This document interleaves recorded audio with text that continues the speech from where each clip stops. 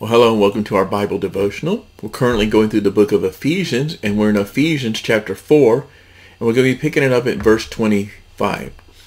Up to this point, in the last few verses, the Apostle Paul has been reminding Christians of their call not to live like they used to live, to be renewed in the spirit and the thinking of their mind, to become more and more like God in true righteousness and true holiness.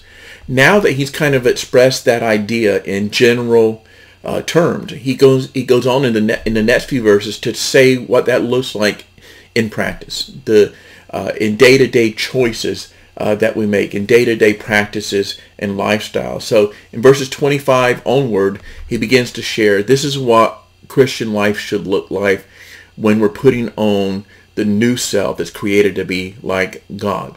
Starting in verse 25, he says this: "Therefore, having put away falsehood, let each of you speak the truth with his neighbor, for we are members of one another." So the first thing he says is if we're going to be like God, we've got to be honest. We got to put away any kind of deception in our life, even things we might call white lies, or even things technically that may not be factually untrue but are misleading.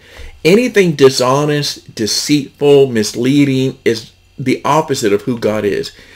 God is not a man that he should lie. He's the truthful God. He's completely faithful. His words are not deceitful in any way. So he says if you're going to be like God, and all Christians are called to be like God, we have to put away falsehood, and rather we have to speak the truth. Doesn't mean we have to be mean, doesn't mean we have to be callous, doesn't mean we have to be harsh, but it means we have to speak the truth. Even when it hurts us, even when it puts us in a bad position,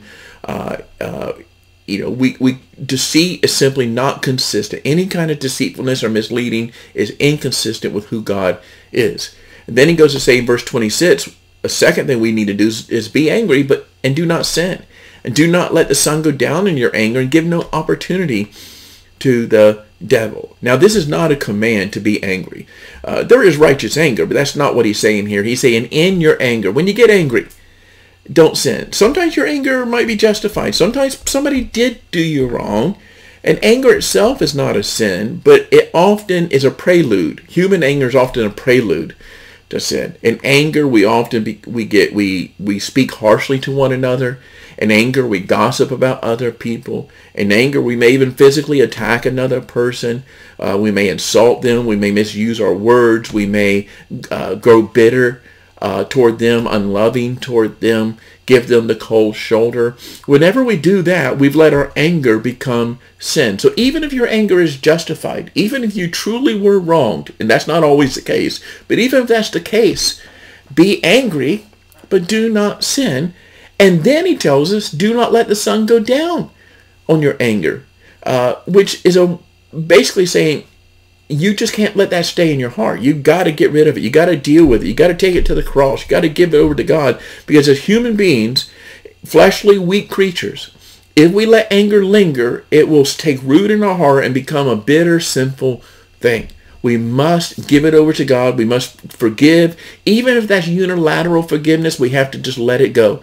If anger becomes inside of us, it's like a poison that will eat away at us and be destructive to our spiritual lives, which is why he says in verse 27, and give no opportunity to the devil. Because when you're angry and bitter, particularly when that lingers and it doesn't go away quickly and it's not dealt with soon, when that's not dealt with, it gives an opportunity, a foothold.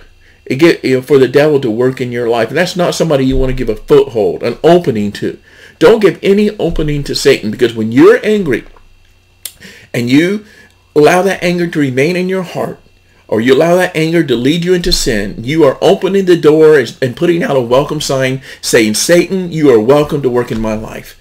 And that's not what you want to do. You want to put a do not enter sign on the front door of your heart. And you do that by forgiving, loving, and just taking any wrongs that have been done to you and giving them over to God and saying, Jesus, it belongs to you.